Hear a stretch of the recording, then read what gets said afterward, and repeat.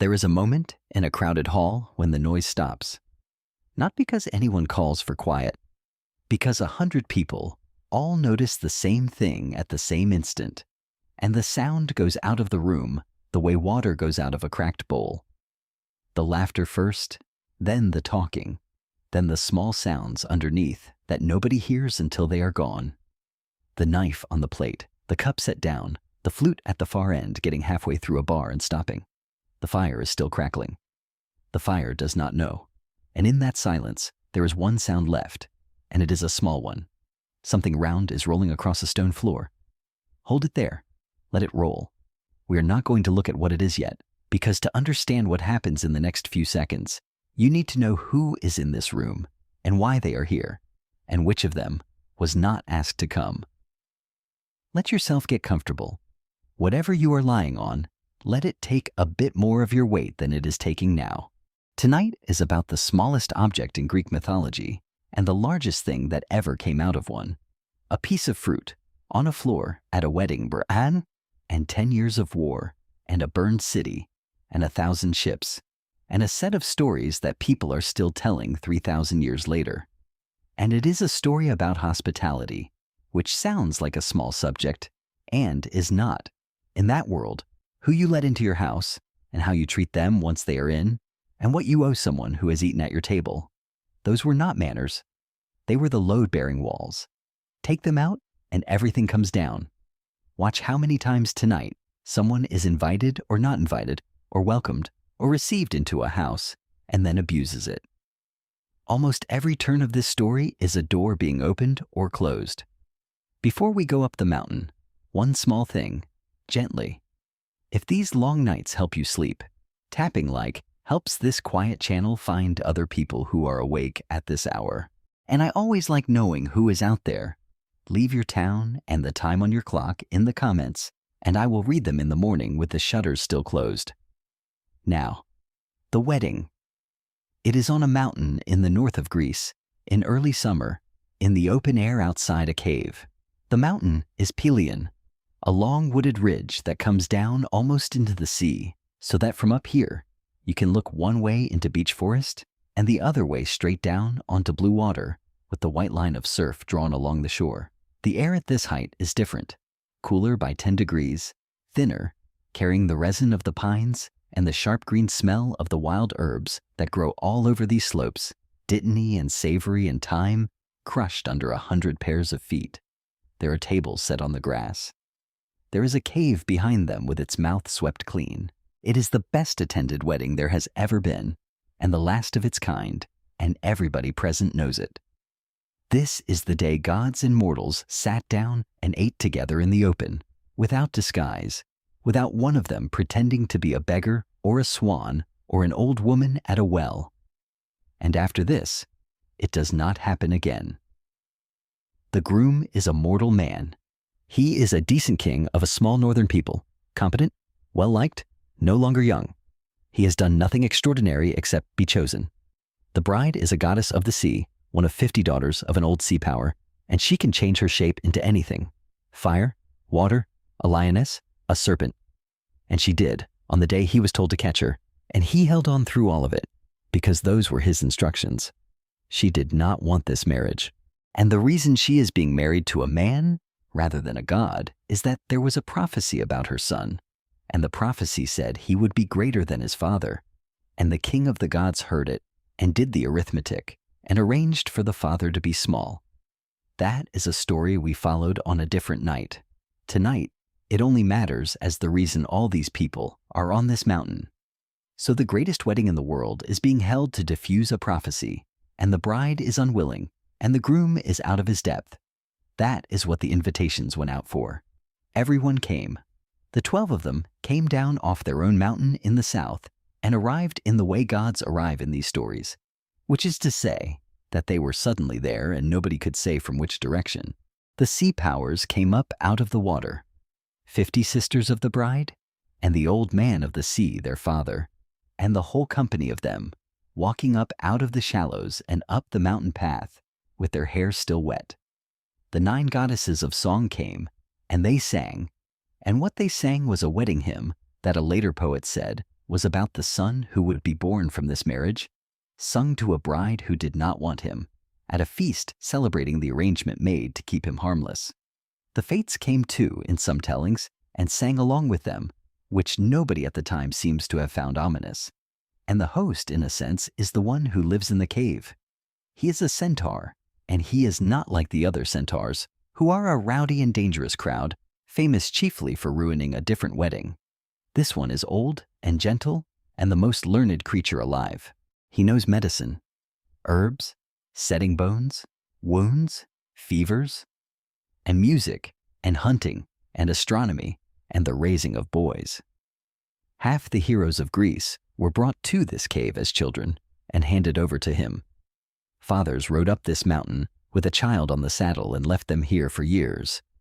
He is the one who is going to raise the son of this marriage when he comes and teach him the lyre and the running and the herbs. And he does, and the boy learns all of it, and it does him no good whatsoever in the end. The gifts are laid out, and they are the sort of gifts you get at a wedding like this. The smith god brings armor, made himself. The sea god brings 2 horses, immortal, who can run over standing corn without bending it, and who will one day stand still in the middle of a battle and weep. And the old centaur brings a spear. It is cut from an ash tree on the summit of this mountain, the wood polished down by his own hands, the point fitted by the smith, the binding done by the gray-eyed goddess. It is so heavy that only one man will ever be able to lift it. It is the finest weapon anybody has ever made, and it is a wedding present, given in a good mood, on a warm evening, by an old friend. Every single one of those gifts turns up at Troy. That is the quiet horror underneath this whole scene, and it is one reason the wedding on Pelion stayed in the tradition for so long. It is a party at which every guest is unknowingly equipping a war that has not been thought of yet. But nobody knows that. Nobody knows anything yet. Feel the evening, the light going long and gold across the grass, lamb turning on spits, the fat dropping into the fire and flaring, that smell of roasting meat and pine smoke that fills a whole hillside, wine mixed with water from a spring so cold it comes off the snow still lying in the gullies at the top, and the mixing bowls sweating in the warm air. Bread, cheese, somebody's dog going from table to table doing very well for itself. Music, voices, the particular sound of a large number of people who are all at the same moment having a good time. And down the mountain path, walking up, is somebody who did not get an invitation. Her name is Eris, and the first thing to say about her is that she is not a villain. We have inherited her as the goddess of discord, and the word discord makes you think of malice, of somebody who breaks things for fun. That is not what the Greeks thought she was, or not entirely, and the correction is one of the loveliest passages in early Greek poetry. A farmer poet, writing perhaps 700 years before our era, opens his book about work with an announcement that he has changed his mind about something. He had said once that there was a single Eris in the world. He now sees there are 2. One of them is the bad one, the one who feeds war and fighting, cruel, and no one loves her, and men honor her only because they have to. And the other one, he says, was born first. The dark night bore her, and the son of Kronos set her in the roots of the earth, and she is far better for people. She is the one who wakes a lazy man up. Because a man who is not working, he says, looks over at his neighbor who is working, and sees him hurrying to plow and to plant, and to set his house in order and getting rich at it. And the neighbor envies the neighbor, and so the work gets done. Potter is angry with potter, carpenter with carpenter, beggar envies beggar, singer envies singer. That is his list, and it is the most human list in Greek literature. That is the good Eris. Rivalry, competition. The thing that makes a person try harder because somebody else is doing it well. 2 goddesses with one name, one of them holding the whole economy together, and one of them holding the spear. Nobody in the story tells us which of them is walking up the mountain path tonight, and I have wondered about that for a long time. There is a persistent tradition, quoted by later writers, that she was left off the list deliberately, that the gods discussed it and decided that strife at a wedding was in poor taste, and that the invitations were sent to everyone else, which is, when you put it beside what we said at the beginning, exactly the wrong thing to do in this world. This is a culture where the uninvited stranger is dangerous specifically because you did not invite them. The whole architecture of guest friendship exists because the alternative is unbearable. A person outside your door with a grievance and no relationship to hold them. They excluded a goddess from a feast to keep the peace, and that decision is the first domino. She comes up to the edge of the light. She does not come in. She does not shout or curse anybody or turn the wine sour. And it is worth noticing how restrained the story is here, because a lesser version would have given her a speech. She takes something out and she rolls it in through the door, and 100 people go quiet at once, and the flute stops halfway through a bar, and a small round thing comes across the stone floor and hits the leg of a table and turns over twice and lies still. It is gold and it is a fruit, and both of those need unpacking. Start with the fruit, because the English word has quietly misled everybody. The Greek word is melon, and it does not mean apple. It means, roughly, tree fruit, the round kind that grows on a branch and fits in a hand. Quinces are melon. Peaches, when they arrived, were called Persian melon. Citrons were median melon. Even apricots got folded in. The apple is one member of a large family, and the word covers all of them. So when the sources say a golden melon, they are not necessarily saying what your mind supplies. And there is a good case, made by more than one scholar, that the fruit at a wedding, at any Greek wedding, would have been a quince. The quince was the wedding fruit. Hard, yellow, furred with a faint down, too astringent to eat raw, and with a smell that fills a whole room and keeps filling it for weeks. People put them in linen chests to scent the clothes. There was a law in Athens, attributed to the great lawgiver, that a bride should eat a quince before going into her husband. One bite, for the sweetness of the words she would speak to him. So a fruit rolled across the floor at a wedding feast is not a random object. It is the object that belongs there. It is the thing that means marriage and fertility and the sweetness of a household, which makes what is written on it much worse. There are letters cut into the gold. Just one word in the dative case, which in Greek means for or to. To the fairest. That is all. No name, no instruction, no indication of who is meant or who gets to decide or what happens next. It is the most efficient piece of mischief in the whole of mythology. She has not accused anybody or insulted anybody or claimed anything. She has left a prize on the floor with no rules attached and walked back down the mountain. Now, and I want to be honest with you, because this channel is at its best when it is honest about the sources. The apple is late. It is not in Homer. Not the apple, not the inscription, not the wedding scene, not the rolling. 2 enormous poems, 48 books, tens of thousands of lines about this war and its aftermath, and the golden fruit does not appear once. What does appear in the very last book of the older poem is a single passage of about 3 lines. The gods are arguing about whether to let a certain body be recovered, and 2 goddesses will not agree to it, and the poet explains why. Because of their old anger about a certain judgment, when a man insulted them at his sheepfolds and praised the third, who offered him what the poet calls painful lustfulness. That is it. 3 lines in the final book as an aside. And ancient scholars, the great editors working in the library at Alexandria who spent their lives on these texts, flagged those lines as suspicious and wanted them struck out, partly because the language felt odd to them, and partly because the whole business seemed unlike the rest of the poem. Modern scholars have mostly argued them back in. The consensus now leans toward the lines being genuine, and toward the story of the judgment being very old. Older than the poem, well known to the audience, deliberately kept in the background because the poet had other interests. The full version, with the wedding and the fruit and the writing on it, comes to us from later sources. A lost epic that filled in everything before the war, which we know only from a summary and some scraps. A Roman handbook of myths written for people who needed the plots. A satirist writing a comic dialogue in the 2nd century of our era, which is where the scene gets most of its stage business. Vase painters got there earlier than any of those, though. There are Athenian pots from the 6th and 5th centuries showing the three goddesses walking in a line behind a young man's herald, and a young man turning to look at them, and everybody in the picture perfectly calm. On the earliest of them, there is no fruit in anyone's hand at all. The fruit arrives then. It gets added, and once it is added, it never leaves. And I think the reason is simple and rather profound. A war needs a cause you can hold. Nobody can picture a decade of grievances between trading peoples on either side of a strait. Everybody can picture something round on a floor. Now, the room. Nobody moves for a moment. And then 3 of them do. And it is not a scramble. That is the wrong picture entirely. It is 3 goddesses each becoming perfectly certain, in the same second, of something they were already sure of.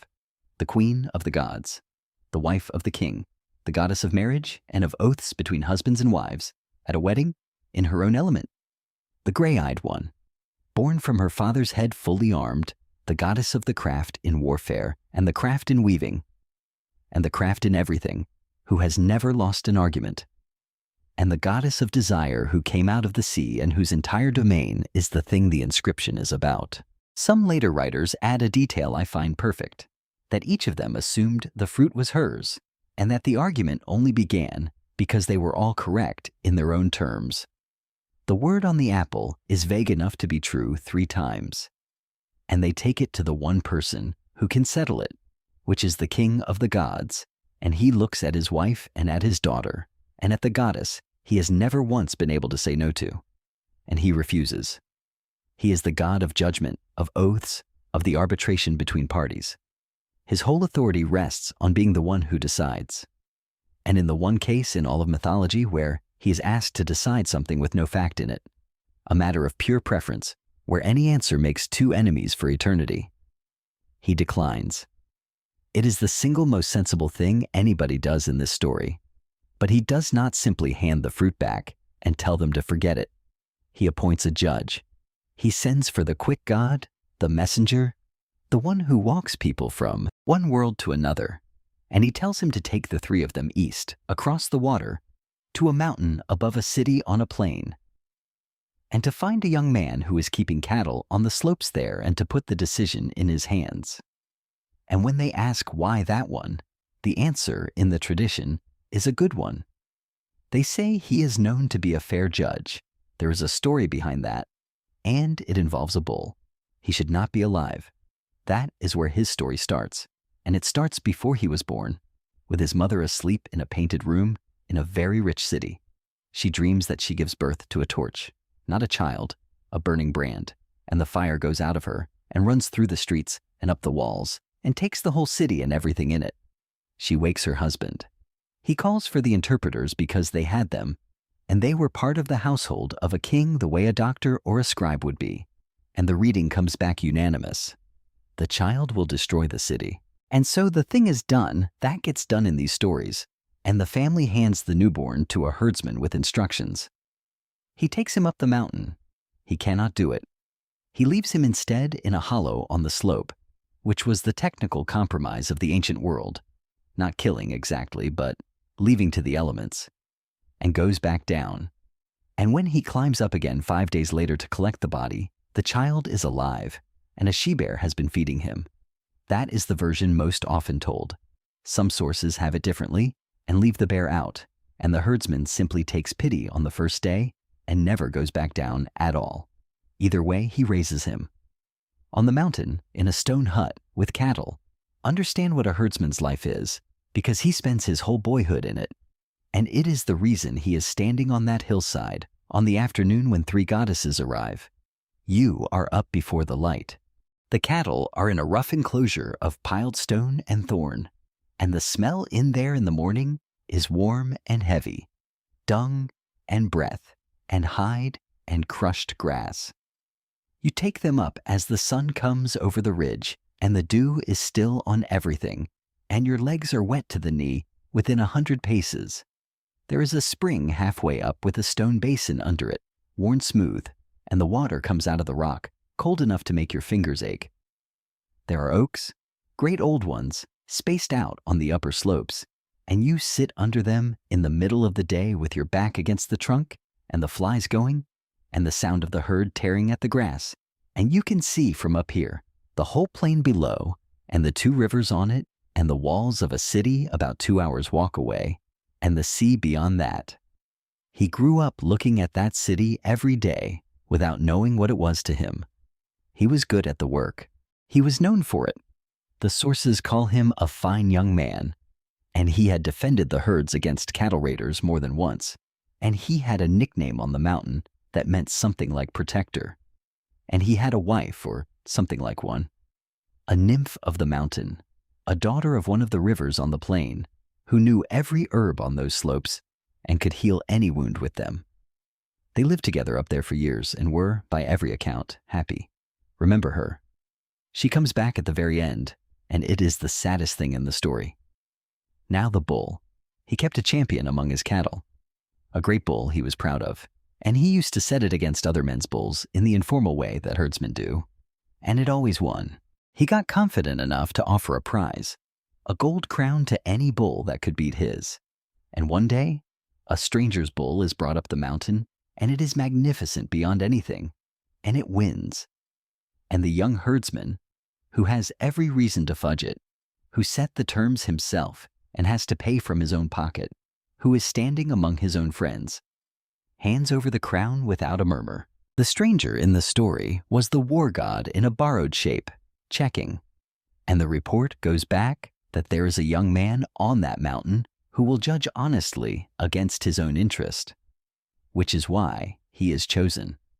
That is the detail I would put on the thumbnail if this were that kind of channel. He was picked for the job because he was known for being incorruptible, and he was picked to judge a contest where every option came with a bribe.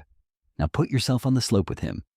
It is afternoon, hot, and he is sitting on a rock above the spring with the herd spread out below him and a lyre across his knee, because in most versions he plays, badly and often.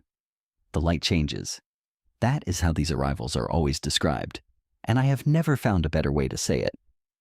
The light on the grass changes, as though a cloud had gone over, except that there is no cloud.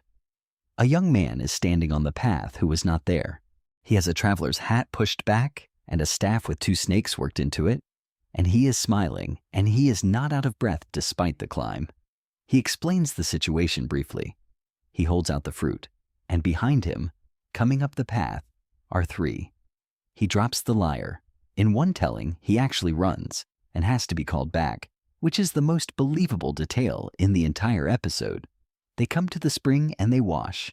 That is in the older accounts, that they bathed in the spring on Ida before presenting themselves. And then they stand in front of a cattle herder in a dirty tunic and wait for him to look at them properly. He cannot. That is also in the sources. He puts his hand up and says he cannot judge, that the whole thing is beyond him, that they should send it back to whoever sent it. And the messenger says, in effect, those are the orders. Get on with it. So they make their cases, and here is where a folktale becomes something much stranger and more interesting. Not one of them argues that she is the most beautiful. Think about that. The inscription says to the fairest. It is, on its face, a beauty contest. And every single one of the 3 given the floor ignores the stated question entirely and offers him a bribe. The queen goes first because she would. She offers him rule, not a kingdom, kingdoms, lordship over all the lands of the East, and in some tellings, Europe thrown in as well, and wealth on a scale that has no meaning to a man who owns some cattle and a hut. Cities that would send him tribute, armies, his name on the far side of the world. She is the wife of the king of the gods, and the power she has to give is the power she is nearest to. And she offers it plainly, without much charm, the way somebody offers a fair price. Then the gray-eyed one. She offers him victory, skill in war above every other man, so that he would never be beaten in a fight and never lose a battle he commanded.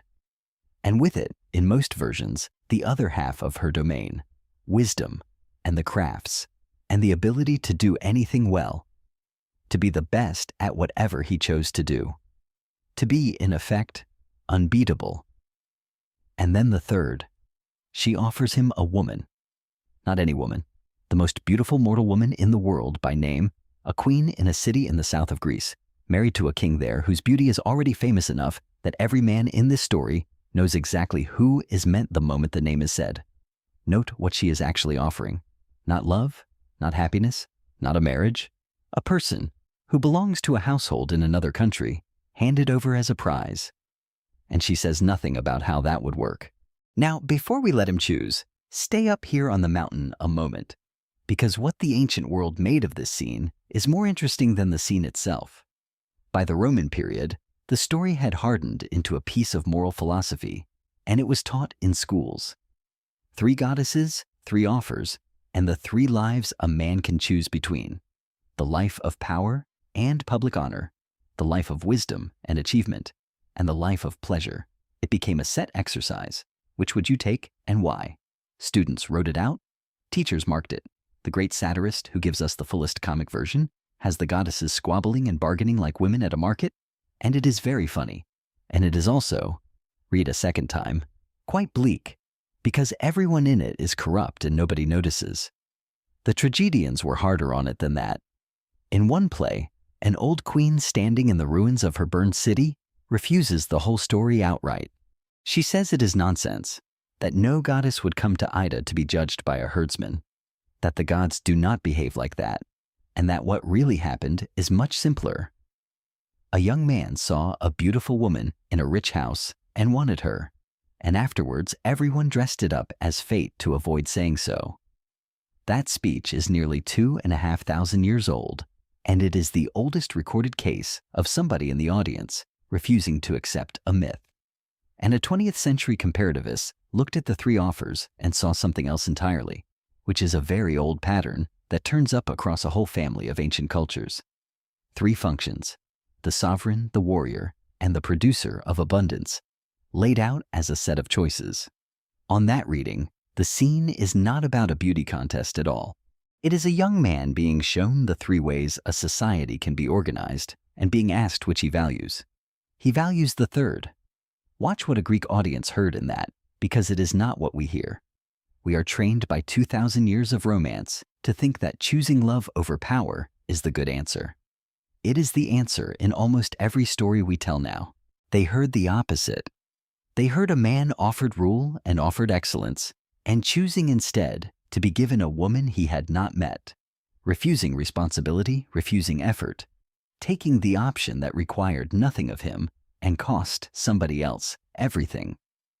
The older poem describes what he chose in that single half line at the very end with a phrase that translators soften.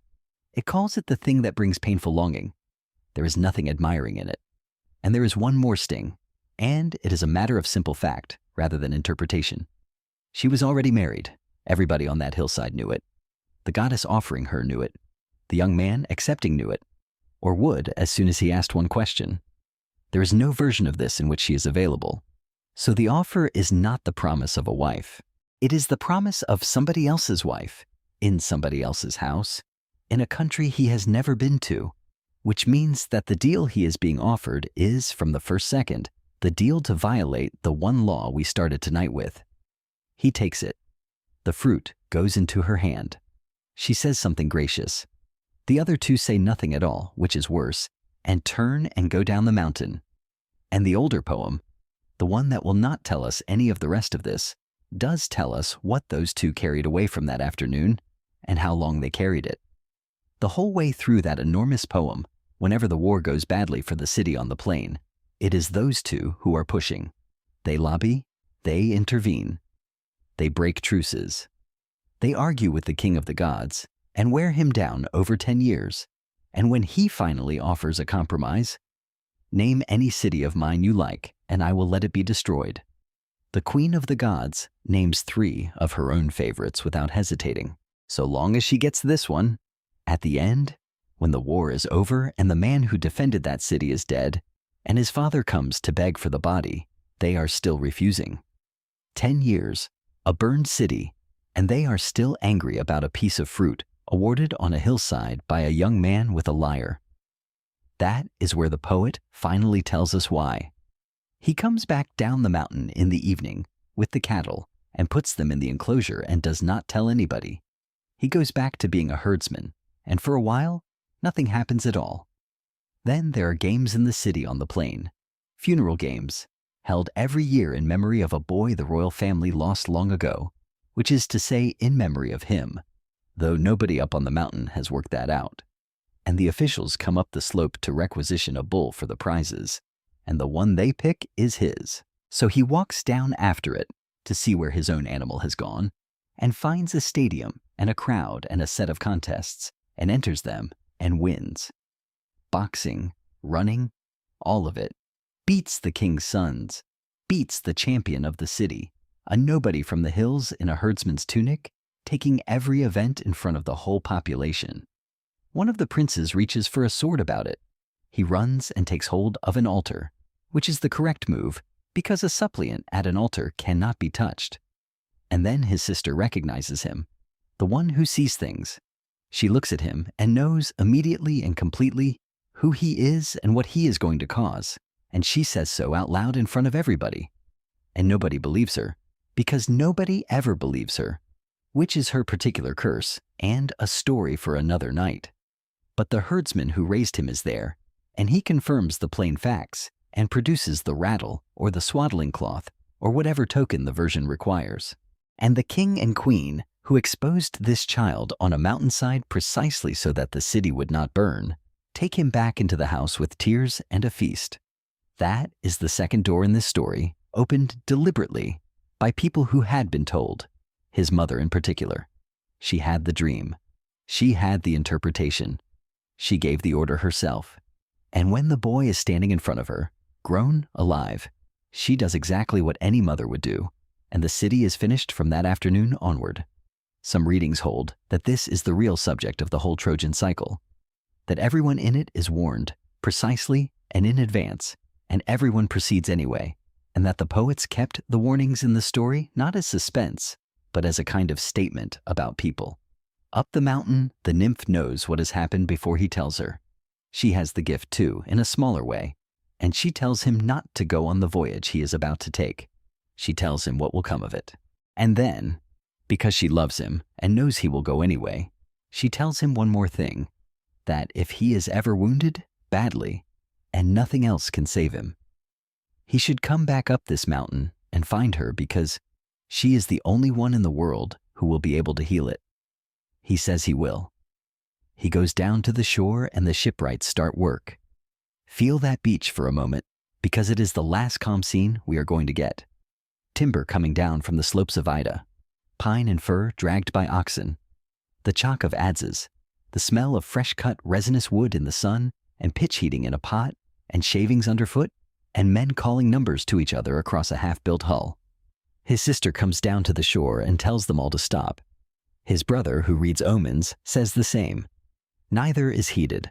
The ships go in the water, and the crossing is long, and the sea is kind, and they come at last into the deep bay below a city in the far south of the mainland, with a river running through it, and mountains standing over it. And he is received. Now here is where you need to feel the shape of the thing, because everything up to now has been prologue, and this is the crime. A stranger arrives at your gate. You do not ask who he is. That is the first rule, and it is remarkable. You feed a man before you ask his name, because asking first would imply that the answer might change the welcome. You wash his feet. You give him clean clothes, oil for his skin, a chair by the fire, the best portion of the meat. You give him a bed made up in the porch or the hall, and you keep him as long as he likes, and when he wants to go, you do not delay him, and you give him a gift to take away with him. And from that day forward, your two houses are bound, and your children and his children will recognize the tie and honor it. And if his son turns up in 100 years and says whose grandson he is, he will be fed. That is guest friendship. It made travel possible in a world with no law between cities. It is enforced by the king of the gods himself under a specific title, the god of strangers, and there is no more serious obligation in the entire culture. The king of that city does all of it correctly. 9 days of feasting, the sources say. 9 days of the best of everything, with his guest at his table, in his house, sitting with his wife. And then a message comes. A death in the family, on Crete, a funeral he must attend. So he goes, and before he goes, He tells his wife to look after their guest and give him everything he needs. He instructs her to, "Oh, be a good host." That is the last thing he says. The ship for Crete goes out of the bay in the morning, and the household settles, and there are perhaps 2 people in that palace who are not asleep by midnight. What happens next is told 4 different ways, and I am going to give you all of them, because the difference between them is the most interesting argument in this entire body of literature. Before the 4 versions, a word about her, because she is not what the summaries make her. She was the daughter of the king of the gods. That is the first thing, and it is easy to skate over. Her mother was a mortal queen in the south, and the father came to her in the form of a swan, and the child arrived, in the version everybody remembers, out of an egg. They kept that egg. A travel writer in the 2nd century of our era says the shell was still on display in a sanctuary at Sparta in his own day, hung up from the roof with ribbons, and that the local people would show it to visitors. She had been taken once before as a girl, carried off by an Athenian hero and his friend, and recovered by her 2 brothers, who came south with an army and brought her home. So the city had already fought one war over her before any of this began, and everybody involved remembered it. And at Sparta, she was not primarily a scandal. She was a cult. There was a sanctuary of hers across the river from the town, on a hill, with a shrine to her husband beside it. You can walk up to the foundations today. Young unmarried girls sang choral songs in her honor. There was a plane tree that was sacred to her, and girls used to hang wreaths on it and pour oil at its roots, and there was a song about doing so. She was, in that region, a goddess of girls growing up and being married, invoked by the people whose lives were about to change in exactly that way, which is a very strange thing to be doing about the woman whose name meant catastrophe everywhere else in Greece. Some scholars think that is the older layer, that she was a divinity in the south long before the epic tradition put her on a ship, and that a poem about the fall of a city needed a reason and reached for the most famous name available. Others think the cult grew up afterwards, around a heroine the Spartans were not going to let anybody else own. Her name has no convincing Greek etymology, which is often a sign of something very old indeed. Keep that in your mind while we go through the versions, because it changes the weight of them. We are not only asking what a woman did on a particular night. We are asking what a whole tradition decided to say about a figure who was, in her own country, something closer to a power than a person. In the first version, she goes willingly. That is the harshest one, and it is well attested. She leaves in the night with her jewelry and a good deal of the household treasure and, in some accounts, servants. She walks down to the ships herself. The older poem does not describe the leaving, but it gives us her afterwards, years later, on the walls of the besieged city. And what she says about herself is unsparing. She calls herself names no translator likes to render. She wishes she had died before she came. She talks about the sorrow she has caused in a way that assumes she caused it. In the second version, she is taken. That is the reading most of the early sources actually use when they name the act.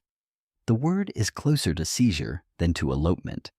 It is the word for a raid, for carrying off, for the theft of property or of people. And it is the same word used of women taken in war. And a historian writing in the 5th century, in the very first pages of his book, notes dryly that these old stories of stolen women all seem to run the same way. That the Eastern peoples said the Greeks made far too much fuss, since a sensible man knows that no woman is carried off unless she is willing, and that the Greeks nonetheless raised an army over one. He is reporting a view, not endorsing it. He puts it there to show how a quarrel gets its shape. In the third version, she is under compulsion, not by the man, but by the goddess who promised her. This is the one the older poem seems to believe. There is a scene where the goddess of desire comes to her in the shape of an old servant and tells her to go to a particular room, and she refuses. Outright. She stands there in the street with the war going on outside and tells the goddess no, and the goddess turns on her and threatens her and says that she can hate her as much as she has loved her and can leave her caught between both armies to be torn apart. And she covers her head and goes. Whatever else that scene is, it is not a portrait of a woman getting what she wanted. And then there is the fourth version, which is the strangest and, in a way, the kindest. She was never there at all. A lyric poet from Sicily wrote a poem attacking her. The standard line, the runaway wife, the cause of everything. And afterwards, the story goes, he went blind. And he understood why, and he wrote a second poem taking it all back. A few words of it survive, that the story is not true, that she never went aboard the well-benched ships, that she never came to the citadel of Troy. And his sight came back. The full version of that alternative has her carried to Egypt instead and kept safe there for the whole of the war, while what stood on the walls of the city, what men fought under and died for 10 years, was an eidolon, a phantom made of air in her shape. A tragedian built a whole play on it, in which the real woman is waiting in Egypt, respectable and miserable, while her name is being cursed all over the Greek world for something she did not do. Her husband turns up at the end, having survived the war, and cannot believe her because he has spent 10 years with the other one. And the historian I mentioned went and asked the Egyptian priests about it and came back convinced. He reasoned it out in his own way. If she had been inside those walls, the king would have handed her over in the first year. No man and no city is that irrational, and the Greeks would not have been told no while children were dying. His conclusion is that the Greeks were told the truth and did not believe it, and besieged a city for 10 years over a woman who was 400 miles away. That is 4 versions, and I am not going to pick one for you. But notice what does not change between them. In every single one, a guest has taken something out of the house that received him, whether she went or was taken or was replaced by air. The treasure went too, in almost every version, and it is mentioned constantly afterwards, and the demands sent to the city are always for both. The complaint the Greeks make is never that a woman fell in love with the wrong man. It is that a man was fed at a table for 9 days and then robbed his host. That is the crime. That is the thing the whole war is legally about, in the terms that world understood, and it is why the king of the gods, who refused to judge the beauty contest, cannot stay out of this one. The protection of the guest is his office. Somebody used the sacred welcome as a way in. And now the machinery starts, and it starts because of an oath sworn years earlier by a man who saw this coming, in a general way, and tried to head it off. Her father had a problem before any of this. He had a daughter every king in Greece wanted, and a hall full of suitors, dozens of them, all armed, all rich, all watching each other. And he could not choose one without making enemies of the rest. A clever man among the suitors gave him the solution, in exchange for help with a marriage of his own. Make them swear first. All of them. Before the choice is announced, every man in the hall swears that whoever is chosen, they will accept it. And more than that if anyone ever takes her from the chosen husband, all of them will come in arms and get her back. They swore it standing on the pieces of a sacrificed horse, which was the way you sealed the most serious oaths. Every ruler of consequence in Greece was in that room. So when the message goes out from the empty palace in the south, it does not go out as a request. It goes out as a call on a debt that every one of them has already agreed to pay. And the ships start being counted in the harbors from Crete to Thessaly. The catalogue of them in the older poem runs for nearly 400 lines. It is a list of place names and captains and ship numbers, and generations of readers have found it the dullest passage in the poem. And archaeologists have found that a startling number of those places were real and were flourishing at exactly the right time and were abandoned afterwards.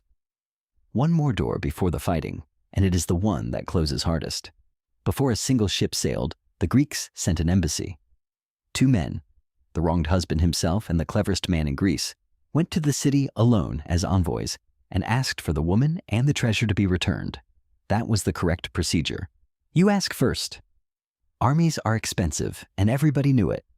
They were received in the house of one of the city's elder statesmen, who lodged them and fed them because that is what you do with envoys.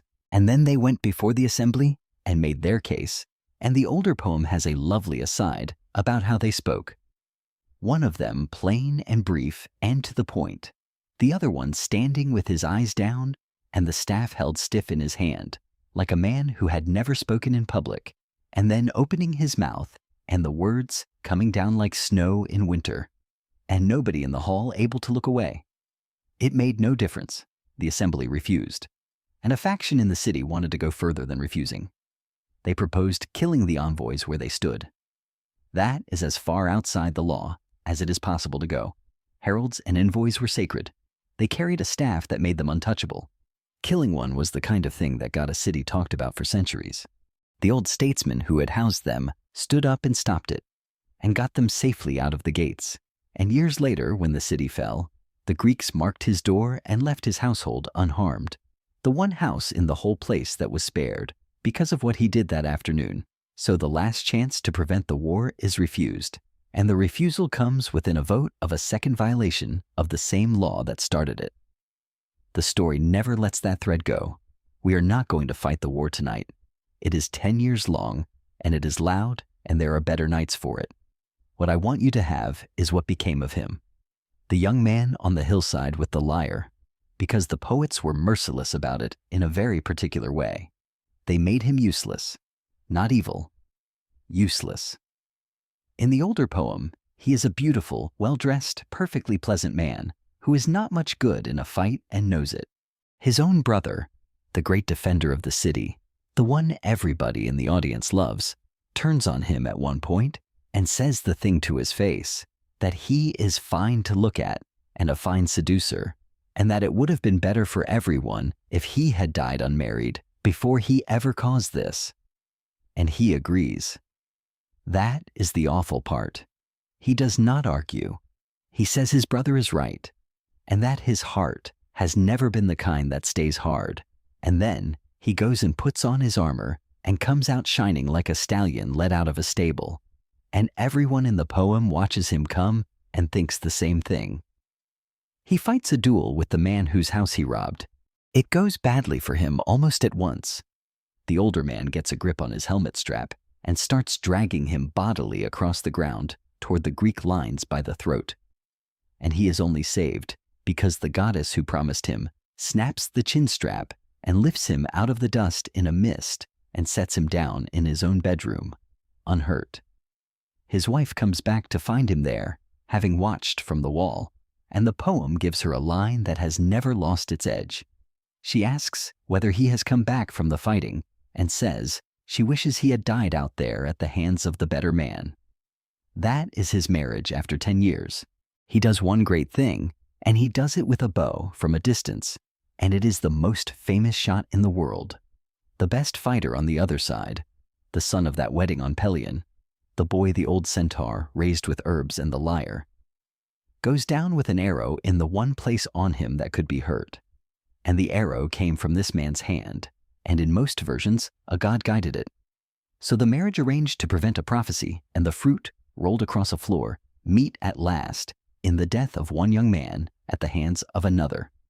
And then the archer is shot himself. An arrow from a bowman on the Greek side who had been left behind on an island for 10 years with a wound that would not heal, and whom they had to go back and fetch because a prophecy said they could not win without him. The arrows are poisoned.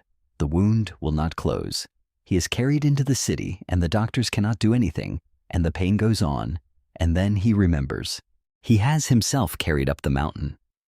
Feel that journey, because it is the last road in this story, and it runs backward along the first one, up out of the plain, past the shipyards, onto the slope, the oaks, the spring with the worn stone basin, the smell of the herds and the crushed thyme, everything exactly as it was on the afternoon when the light changed and 3 goddesses walked up the path. 20 years older, unchanged. She is there. She is where she has been the whole time. And she says no. That is the version most of the sources give, and it is not cruelty so much as 20 years arriving all at once. She tells him to go back down and ask the woman he left her for to heal him. And they carry him back down, and he dies on the way, or at the foot of the mountain, and the litter is set down. And then she changes her mind.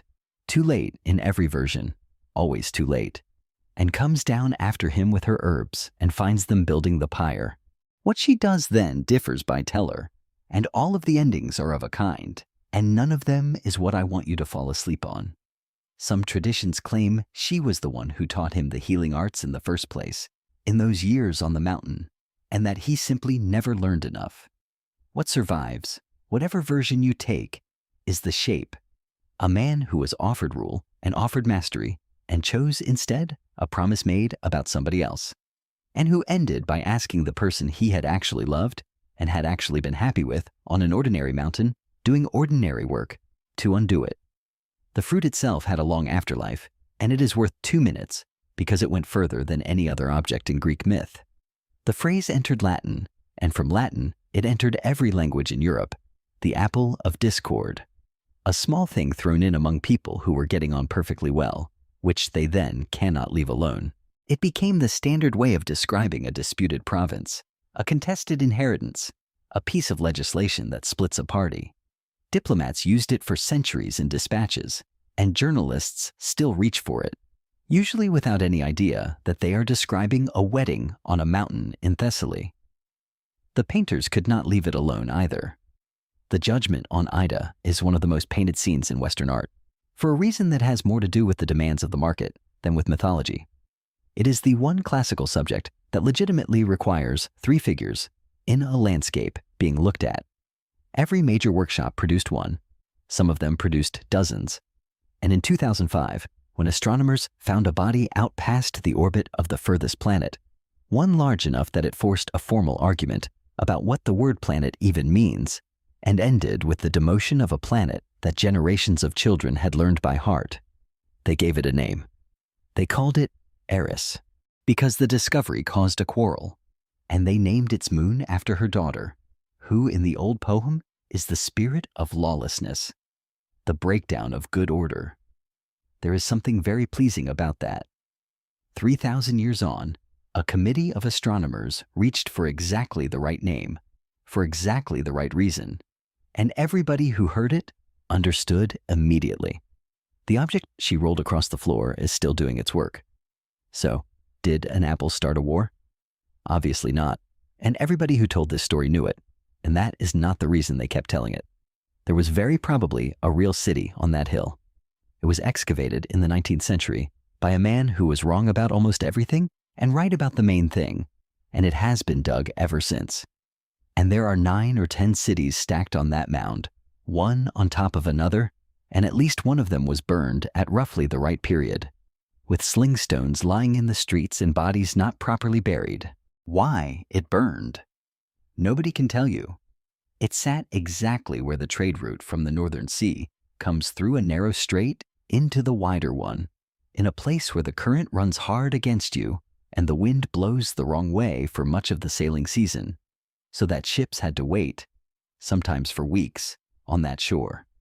A city there could charge for the waiting. A city there would be worth taking. That is a cause you cannot sing. A quarrel over a toll on the straits does not survive 3,000 years.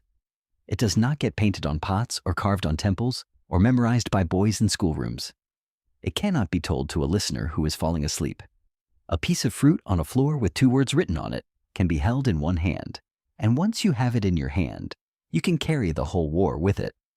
That is what myths are for, at least partly. Not to explain what happened, but to give an unmanageable thing a handle. And the story the Greeks built on that handle is not really about beauty. Look at the sequence again from up here, with all of it behind us. A goddess is left off a guest list and comes anyway, and leaves a gift nobody can accept safely.